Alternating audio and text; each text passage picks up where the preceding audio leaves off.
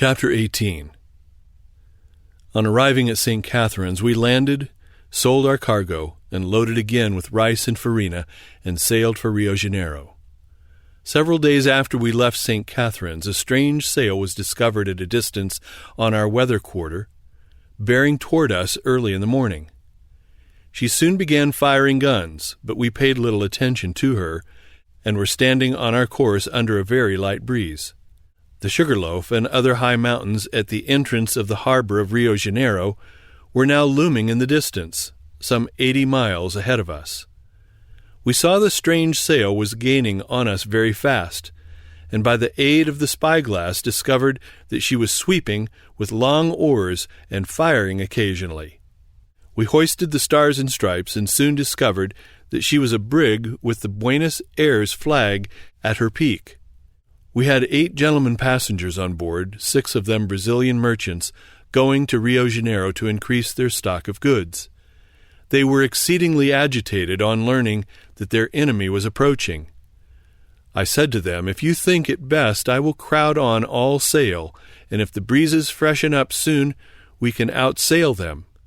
But if not, they will sweep down upon us, and in case they overtake us, you will fare hard. I have no fear of them myself while under the American flag, but if we heave to for them, they will cease their firing and treat you more kindly. I will do either of which you shall choose among yourselves." They soon decided that we had better heave to and let them come up with us. We did so and calmly awaited the approach of the enemy. In the course of an hour they rounded to, broadside to us, and cried out, "Brig ahoy! Hallo! Lower your boat down, sir, and come aboard here immediately." "Yes, sir." They cried again, "Do you bear a hand about it, sir, and bring your papers with you." "Yes, sir." I directed the second mate to take charge of the boat, to keep her from being stove while alongside the privateer. On reaching the deck, I was met by 2 ruffianly-looking men with their brace of pistols, and the captain standing in the cabin gangway, who said, "Why didn't you heave to, sir, when I fired at you? I have a good mind to blow your brains out here," followed up with a volley of blasphemous imprecations. I replied, "I am in your hands, sir. You can do as you please," and then added, "I hove my vessel to as soon as I ascertained who you were, and pointed to our flying colors. I remarked, 'That is the American flag, and I hope you will respect it.' Then came another volley of oaths with a threat that he would sink my vessel, and he cried out, 'Go away aft there, sir, on the quarter-deck.' Here he took my papers. When I got aft, I saw that my whole crew were with me. I said, 'Mr. Brown, why did you not stay in the boat?' 'Why, sir, they ordered us all on deck after you, and put in a crew of their own. Yonder they go on board the Empress.' The privateer master then inquired, 'Captain, what's your cargo?' 'Rice and farina,' was the reply. 'You've got ammunition for your enemy under your farina.' 'No, sir, I have no such thing in my cargo. You have my invoice and bills of lading.' He said he knew I was aiding the Brazilians, and that he would carry me down to Montevideo as a prize. Said I, 'If you do, I shall find friends there.' 'Why,' said he, 'have you ever been there?' 'Yes,' I replied. Said he, 'I will burn your vessel up and sink her to the bottom.'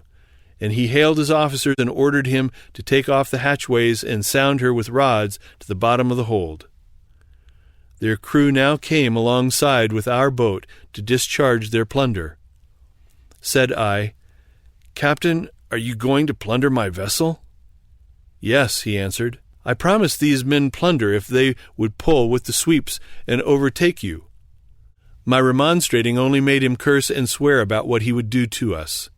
My papers and letters were then spread out on the quarter-deck. I asked him what he wanted with my private papers and letters.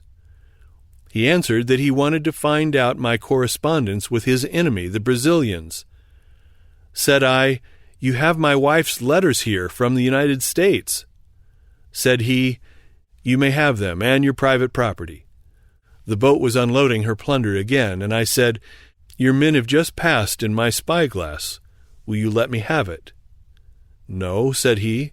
"I promised them plunder if they would overtake you, and I cannot stop them." While examining the invoice, he suddenly asked, "Where is your money?" I replied, "You have my papers with the invoice of my cargo. If you find any account of money, take it." He then ordered his officers to make thorough search for it on board. Not finding any, they told the steward they would hang him if he did not tell where the captain's money was. He declared that he had no knowledge of any. Our money was in silver coin. No one knew where it was but myself. I had stowed it away in bags where I had but little fear of pirates finding it.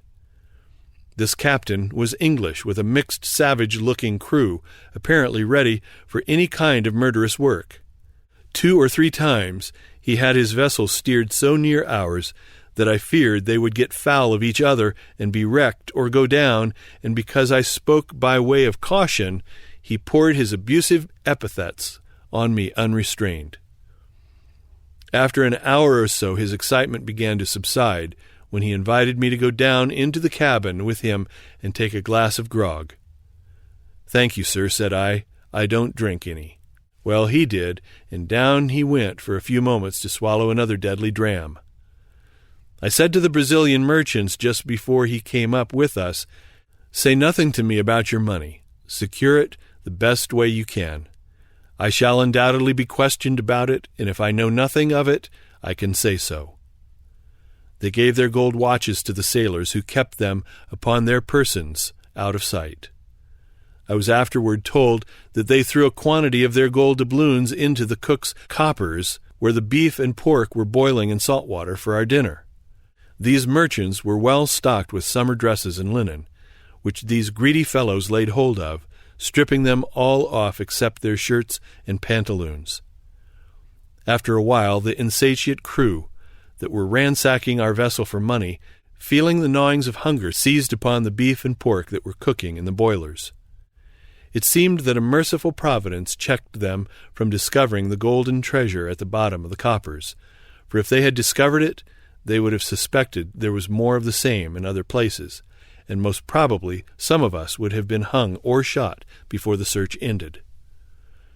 During this abusive detention of 7 or 8 hours, or from 11 in the forenoon until sundown, my boat's crew and self were crowded into a standing position away aft on the quarterdeck with nothing to eat.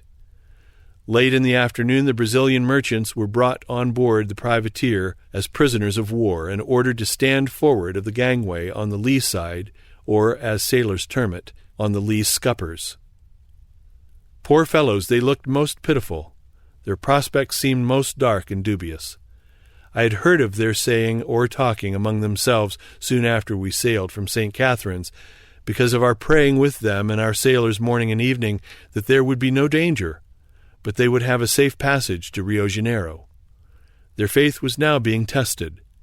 There they stood, with their eyes fastened on the captain of the privateer and our little company. A little before sundown, the captain ordered all his men on board from the Empress. As our boat returned with them, he said to me, "You may now take your papers and boat and go on board your vessel." "Thank you, sir," I replied. "Will you let the passengers go with me?" "No," said he. "They are my prisoners." "I know that, sir, but I shall be greatly obliged to you if you will let me have them." He said he wished me to understand that he knew his own business. I was at liberty to go on board when I pleased, but I should not have his prisoners. My men had gone into the boat and were waiting for me. These poor fellows did not understand English, but it was clearly manifest from their agonizing, agitated looks that they knew their fate was being settled. Everything to them seemed to hang on a few moments. I appealed to his English and humane feelings respecting their treatment of prisoners not found in arms against them, and said to him, "These men have behaved like gentlemen on board of my vessel. They paid me $50 each with their passage before I left St. Catherine's. They were quietly prosecuting their individual business. In point of worldly interest, I shall gain nothing, as I am already paid, but I want to fulfill my engagement with them and land them safe in Rio Janeiro. They have never injured you, and they will be in your way here. Now, Captain, will you not let me have them?" "Take them," said he in a subdued tone. "Thank you, sir, for your kindness." The way these men passed over that vessel's side into our boat when we pointed them to her was pretty clear proof that they understood all we had been saying concerning them. The captain then endeavored to apologize some for his unkind treatment to me. I bade him good-bye, and we were once more all on board the Empress at the setting of the sun. Here we found things in great confusion. Our longboat unstowed, hatches all thrown off, leaving the cargo exposed to the first sea that should come on our decks. Passengers and crew wrought diligently to put the Empress in sailing trim, and as night closed upon us, we were out of reach of the privateer's guns, under a good wholesale breeze, and the passengers were congratulating each other at their safe deliverance from a cruel death. When order was restored, we assembled as usual in the cabin to thank the Lord for his daily mercies, and especially for his manifest interference in delivering us from the power of that reckless crew of pirates on the high seas. Thanks to his holy name. The sailors delivered the passengers their watches and whatever else they had given them for safekeeping. Their doubloons were also safe in the coppers. The enemy got none of their money, but they entered their trunks and left them in rather a sad plight to meet their friends in Rio.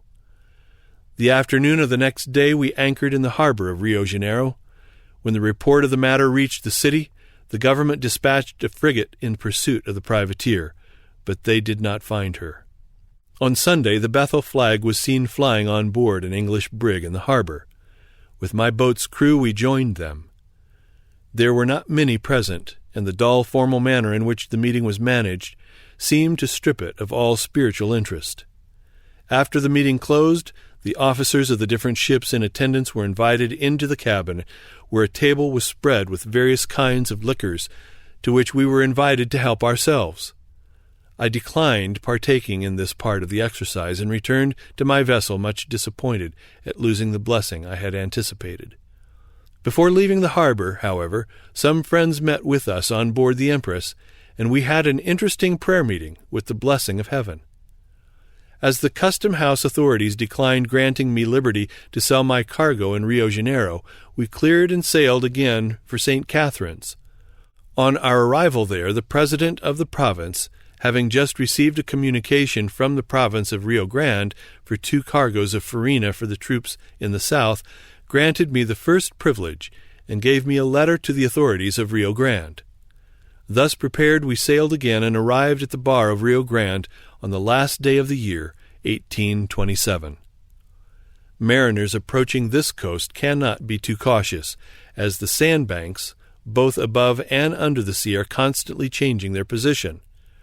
As we were approaching the coast at the close of the day, the water shoaled so fast that we anchored in the open sea and laid there until morning, when we ascertained that we were some 30 miles from the coast.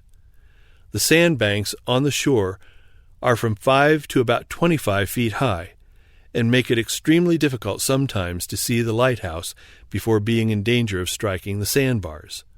The wrecks of vessels, as they were passing through the process of being buried in the sand by the surging of the heavy surf, lying strewed along the shore a few miles from the entrance of the harbor, is sufficient evidence to the observer that it requires the best attention and skill of navigators in approaching this place to get in without damage. It is singular how fresh water is obtained for the shipping in the harbor. The water casks are towed to the shore, and the sailors dig little holes in the sand about 20 or 30 feet from the ocean's edge. In about 2 or 3 minutes these holes fill up with pure fresh water, which is easily scooped into the casks.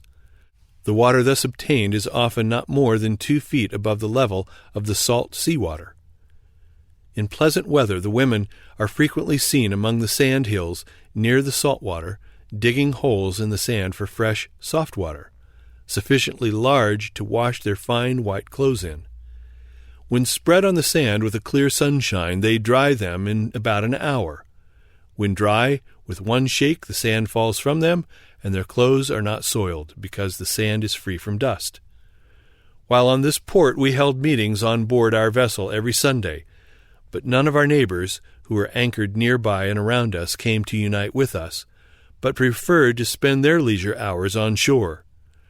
Their men returned in the evening, generally in a turbulent and riotous condition. Our temperance and religious principles on shipboard were new, and of course objectionable to all around us, but still they were constrained to admit that we enjoyed peace and quiet on board our vessel that they in general were strangers to, especially on Sunday nights. The supercargo of a Philadelphia brig, which was anchored near by us, used frequently to ridicule and swear about my religious views in a violent manner when I happened to meet him. He took occasion to do this especially in company where we transacted our business. Sometimes he would cool down and commend me for my forbearance, and promise that he would not swear when I was present, but his promises were always soon forgotten. When his vessel was getting under way to leave for home, I wrote him a letter entreating him to turn from his wicked course and serve the Lord, and spoke of the consequences that might follow if he still continued in the course he was pursuing, and gave it to him to read when he had more leisure. He proceeded on his voyage, and was approaching near his destined port, when one day while the officers and crew were down at dinner, suddenly and unexpectedly a squall struck his vessel and capsized her. The crew just escaped with their lives. They were picked up by another vessel, and the supercargo arrived in New York. He there fell in company with an old acquaintance of mine, to whom he related the circumstance of his becoming acquainted with me in Rio Grande, and referring to the religious instruction I gave him in the letter before referred to, he cursed and railed against me for being the cause of his misfortune and present suffering. This judgment, which God suffered to overtake him in such a sudden and irrevocable manner, made him feel undoubtedly that it was for the blasphemous course which he had pursued and was still indulging in. In seeking for some way to ease his troubled conscience and justify self, he doubtless found some relief in charging it all to me. After some detention, we sold our cargo to the government, and invested the most of our funds in dry hides, and cleared for St. Catharines. After sailing some 8 miles from our anchorage to the lighthouse at the entrance of the harbor, we were compelled to anchor for the night and wait for daylight and a fair wind to pass safely over the sandbars. On receiving my account current from Mr. Carroll, the Brazilian merchant, whom I employed to transact my foreign business, I ran it over without discovering any error. But still it seemed to me that I had received more cash in balance than was my due. But many other things then necessarily occupied my mind, as is usual on weighing anchor to proceed on a voyage, until we were obliged to anchor near the lighthouse. I discovered that the merchant had balanced the account wrong in my favor. This, of course, was no fault of mine, but he had paid me over my due $500 in gold doubloons. Only one way was now open for me to communicate with him, and that was by sending my boat.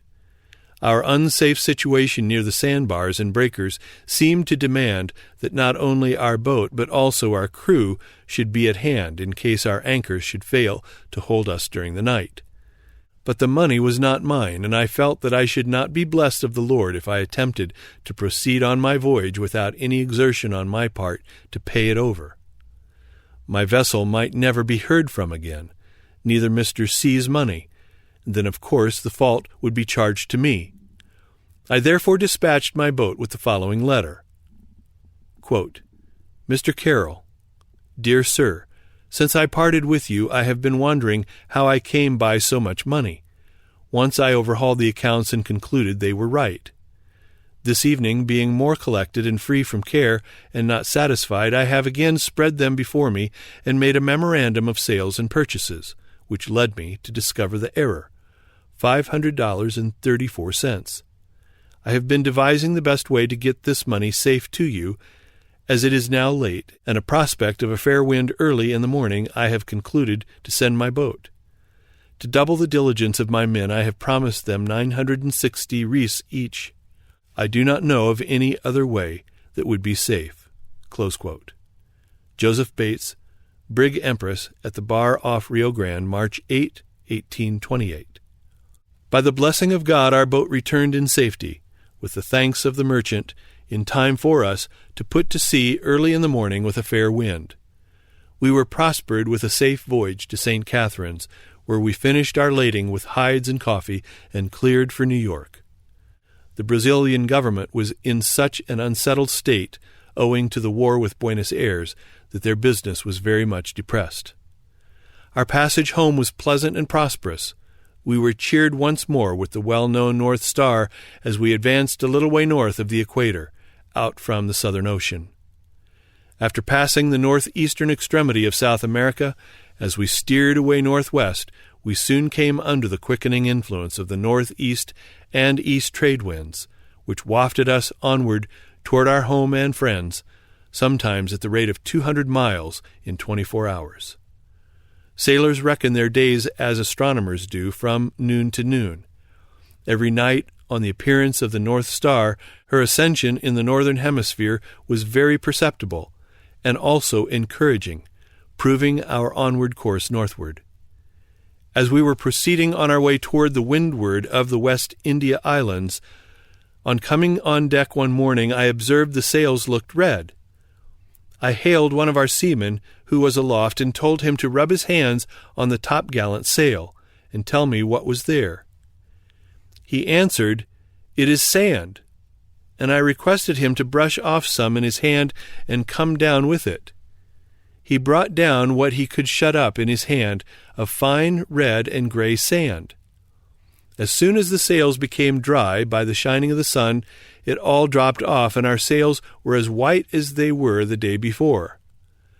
On a thorough examination of my charts and book of directions, I ascertained that the nearest land eastward of us, from whence the wind was continually blowing, was the coast of Africa, some 1,500 miles distant. The northern and southern oceans were wide open before and behind us. Stretching along under our lee many hundreds of miles west of us lay the northern coast of South America.